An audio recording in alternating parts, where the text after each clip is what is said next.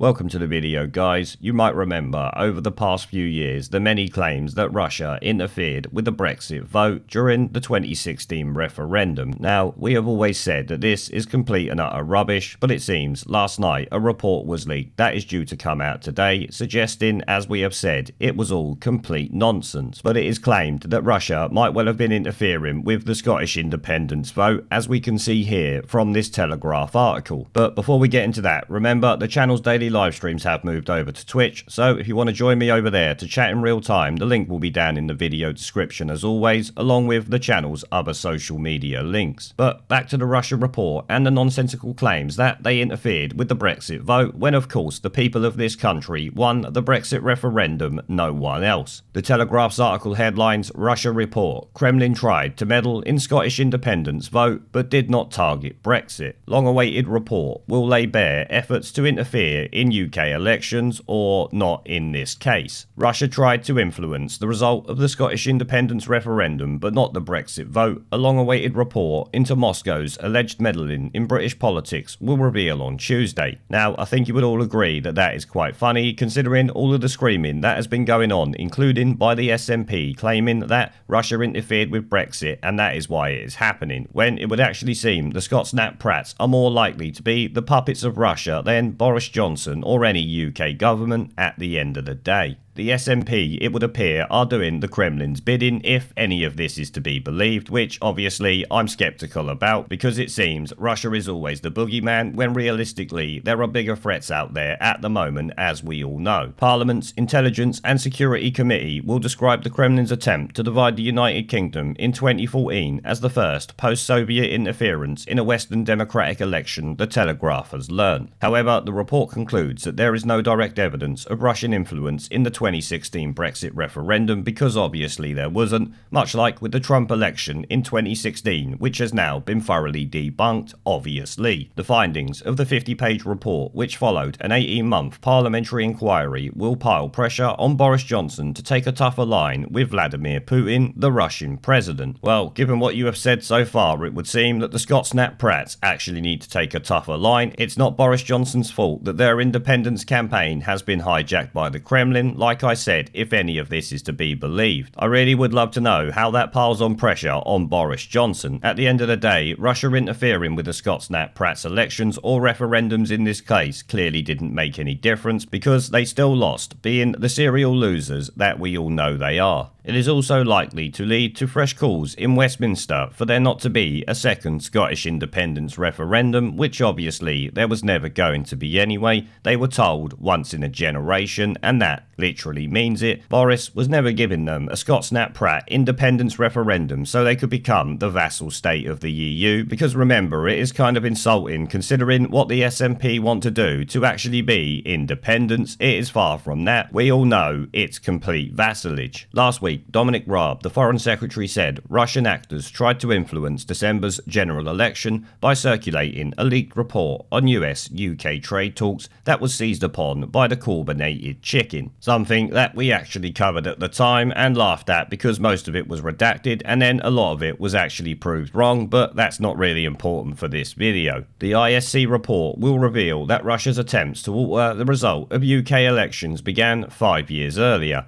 It will conclude that there is credible open source commentary that Russia undertook to influence the campaign on Scottish independence, describing it as the first post-Soviet interference in a Western democratic election, as we've already heard. The report, which was completed last December but had been delayed by Boris Johnson's failure to appoint new members of the ISC after the election, will turn attention on Nicola Sturgeon's ongoing campaign for Scottish independence. Her predecessor, Alex Salmond, led the Scots Nat Prats into the 2014 referendum, and 3 years later launched his own weekly television show on the state-sponsored RT, Russia Today channel, which is obviously not looking fishy right now, is it, guys? Let's be honest. In the referendum, Scotland voted by 55% to 45% to stay part of the United Kingdom. Russia's desire to ensure Scotland breaks away from the rest of the UK will be used by supporters of the Union to bolster their argument that Britain is stronger as a nation.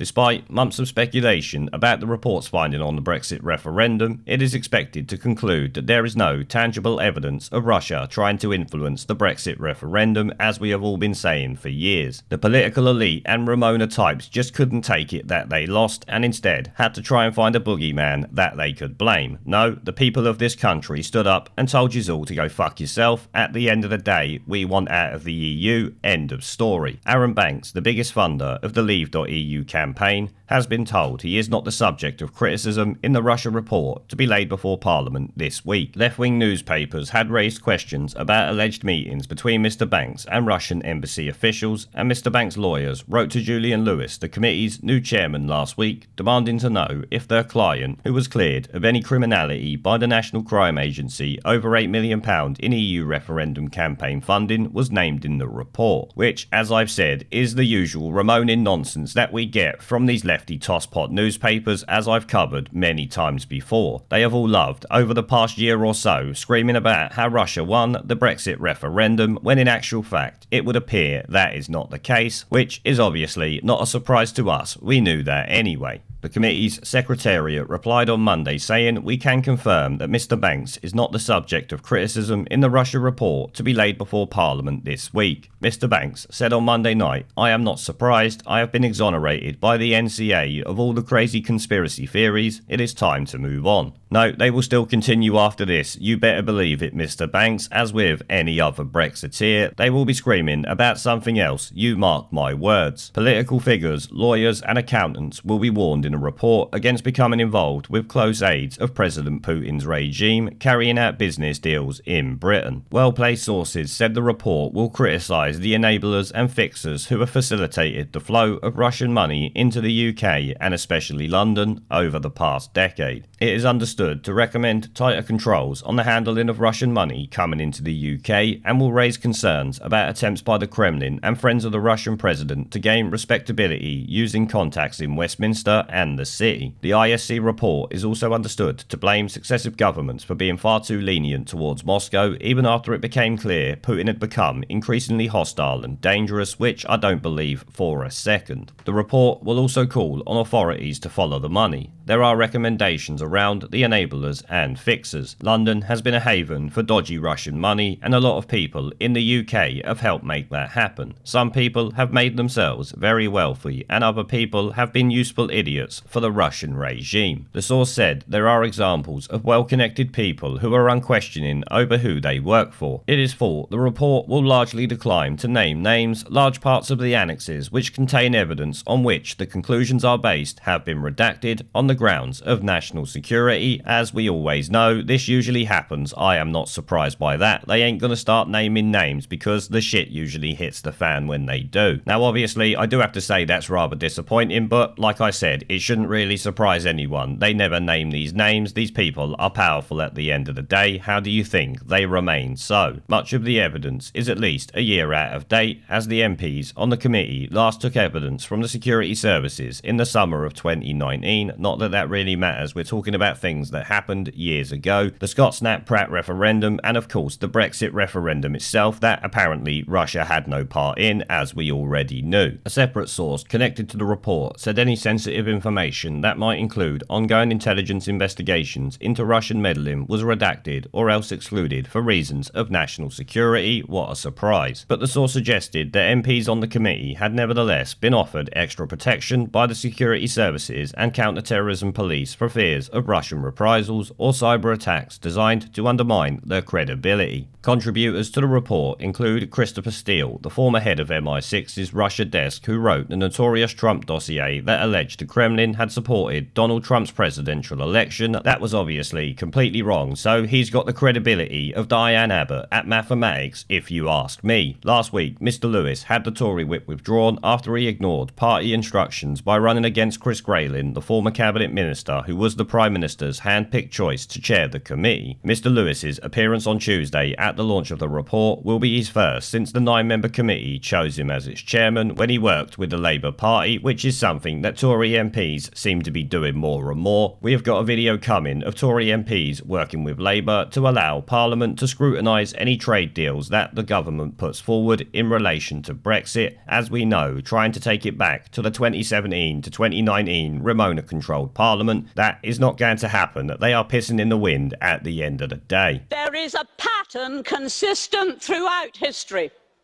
of oppressed people turning on the oppressors, slaves against their owners, the peasantry against the feudal barons, colonies, Mr. Verhofstadt, against their empires, and that is why Britain is leaving.